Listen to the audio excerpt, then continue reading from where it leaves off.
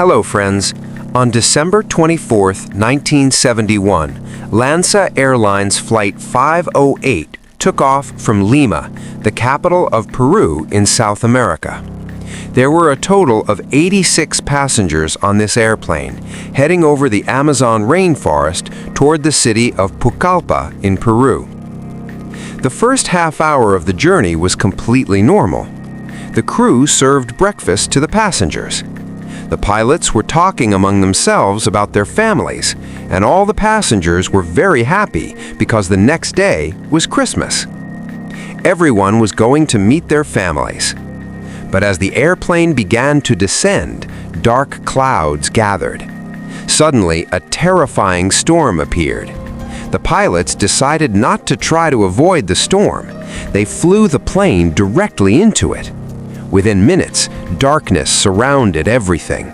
Lightning struck, and the plane started shaking violently due to turbulence. The turbulence was so severe that passengers' belongings from the overhead compartments began to fall on them. Panic spread among all the passengers. Imagine this going on for about 20 minutes, friends. For the next 20 minutes, the chaos continued. And then, suddenly, at an altitude of 21,000 feet, lightning struck the plane. The lightning hit the right wing, causing it to catch fire. Seconds later, the right wing broke off from the plane, and part of the left wing also began to fall off. Just 15 minutes away from landing in Pucallpa, the plane started breaking apart at an altitude of around 10,000 feet. Air traffic controllers on the ground, who were tracking the plane, suddenly saw its dot disappear from the radar. Seeing this, some hoped that maybe the plane had made an emergency landing. But soon, it became clear that the plane had completely crashed. Afterward, Peru launched the largest search operation in its history. Days later, when rescue workers reached the crash site deep in the Amazon jungle, they saw wreckage scattered everywhere. Passengers' belongings were hanging from trees.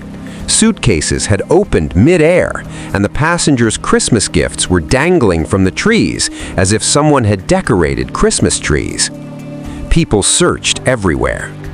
The rescue operation continued for several days, and when no survivors were found, it was assumed that everyone on the plane had died. After falling from 10,000 feet, who could possibly survive? But this was not the full truth. The world was still unaware. One passenger had survived. Alone and injured, a 17-year-old girl was still alive, deep in the Amazon jungle, miles away from any human settlement. Julianne Kepka's survival was nothing short of a miracle. But now the problem was that she was alone, injured, and stranded on the forest floor.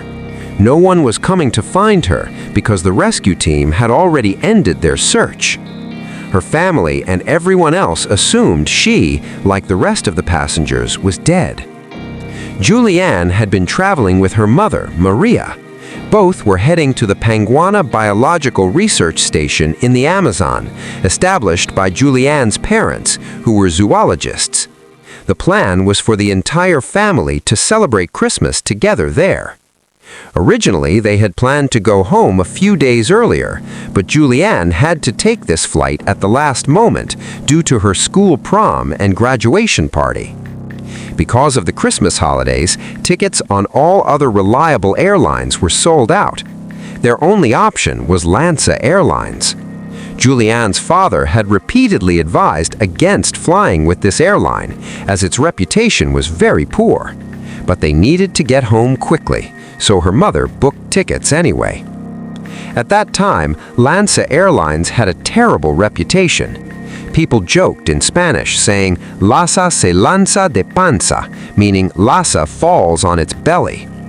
The airline had had several crashes over the past few years, and this particular plane was LANSA's last one, a Lockheed 188 Electra turboprop. This plane had been designed for flying over deserts, not mountains. Its wings were rigid and attached tightly to the body, making it unable to withstand turbulence. Years earlier, it had been retired from service in the U.S. Passengers had no idea that this plane should not be flown over mountains, and yet it was flying over the Andes mountain range. When lightning struck, the accident occurred. Julianne was seated in the second-to-last row, seat 19F, a window seat. The row of 3 seats she was in broke off from the plane. Because she had fastened her seatbelt, she remained strapped to her seat as it plummeted 10,000 feet. What happened next was truly an unbelievable miracle in human history. Julianne fell through the air with her seat. The noise of the plane and the screams faded, replaced only by the sound of rushing air. The air pressure from the fall pressed her seatbelt into her stomach so tightly that it became difficult to breathe. Below, the dense Amazon jungle stretched out. The trees were so thick that the ground was invisible, like a field of broccoli. During the fall, Julianne lost consciousness mid-air. When she regained consciousness, she found herself lying on the forest floor. It was the morning of December 25th, Christmas Day. It had rained all night, soaking her clothes in mud, and she had been unconscious all night. Upon waking, she tried to stand several times but fainted each time. Eventually, she managed to stay upright. Standing, she realized her collarbone was broken, her knee severely sprained, and her right shoulder and left calf wounded. One eye was swollen shut, and she could barely see out of the other. Her glasses were gone, and one sandal was missing. She also had a concussion. At this point, you might wonder, how did she survive a fall from such a height? 3 miraculous factors saved her life. First, strong upward winds beneath the storm, called updrafts, slowed her fall. Second, the seats she fell with spun rapidly in the air like helicopter blades, further reducing her speed. Third, the dense foliage and vines of the Amazon jungle acted like a net, cushioning her landing. Additionally, luck played a huge role. The orientation of her body and the seat as she fell determined how safely she landed. Despite all this, survival alone was not enough. She was deep in the Amazon jungle, completely alone. She called out for her mother and the other passengers, but no one responded. Only the sounds of frogs, insects, and birds could be heard. The good news was that Julianne was familiar with the jungle, having spent 3 years with her zoologist parents at the Penguana Research Station. She knew which animals and plants were dangerous and how to stay calm in emergencies. After resting for a few hours, she could walk properly. Her first task was to search for her mother and the other passengers. She shouted, "Where are you, ma'am?" but received no reply. Occasionally, she heard rescue helicopters overhead, but the jungle was too dense for them to spot her. She realized she was on her own. Her immediate needs were water and food. She drank water drops from leaves and searched for food around her. In the dense Amazon, edible food on the ground is scarce due to lack of sunlight. Palm fruits grew about 20 meters high, requiring climbing risky trees. She found mushrooms but avoided them, fearing they were poisonous. She found a box of Italian fruitcakes that had fallen from the plane, but after the rain, it was mostly ruined. Later, she found a small packet of 30 candies and rationed them carefully. She also had a watch gifted by her grandmother. Julianne understood that to survive, she had to keep moving until she found a human settlement. For hours, she wandered around the crash site, eventually hearing the sound of dripping water. Following it, she found a tiny spring, which led to a stream and then to a larger water source, and eventually human habitation. A strategy her father had taught her. Follow running water, and it will lead to a larger water source and eventually human habitation. The Amazon jungle was filled with dangers: alligators, venomous snakes, spiders, and other hazardous species. Alone, she had no idea where she was going, only that she had to follow the water. This task was exhausting and dangerous. Fallen trees, thick shrubs, and slippery rocks made progress difficult.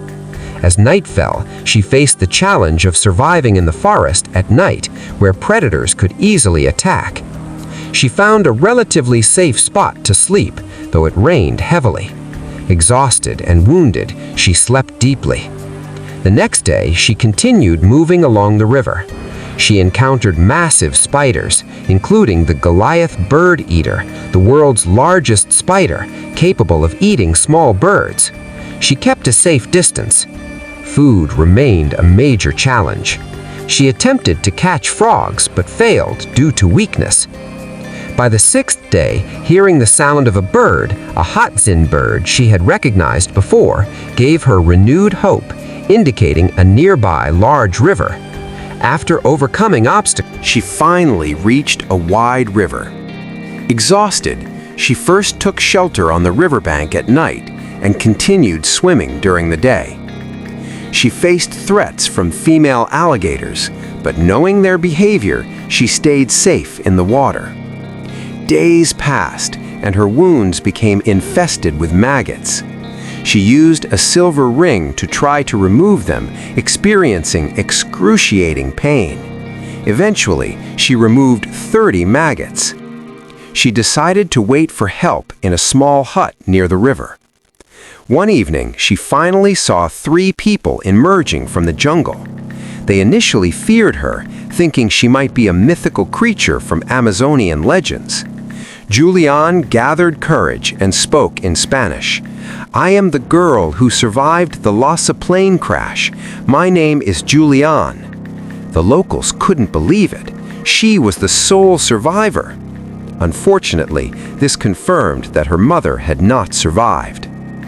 The 3 locals provided her with clothes, food, and treated her wounds. The next day, more locals arrived, and she was taken to a village. Her injuries were cleaned and disinfected. Later, she was flown to Yarinacocha for further medical treatment. After several days, she returned home safely. In total, she had survived 11 days alone in the Amazon jungle. Julian Kupka's incredible story amazed the world. A 17-year-old girl fell 10,000 feet into the Amazon and survived alone for 11 days in a hostile environment. She eventually studied biology at university, became a renowned zoologist like her mother, and dedicated her life to conserving the Amazon jungle and its wildlife. After her father passed away in 2000, she became the director of the Panguana Research Station. Even decades later, she recalled nightmares and the faces of the passengers who had died that day, always asking herself, "Why me? Why was I the one to survive when others didn't?" The difference lay in her knowledge, courage, and determination. 14 other passengers had survived the crash initially, but eventually died waiting for rescue. Julian survived by using her wits, her courage, and the skills taught by her parents, never giving up until the very end. Her story teaches us a lesson. No matter how difficult the circumstances, if a 17-year-old girl could survive such extreme challenges, we can certainly face and overcome the struggles in our own lives. If this helped you, please subscribe.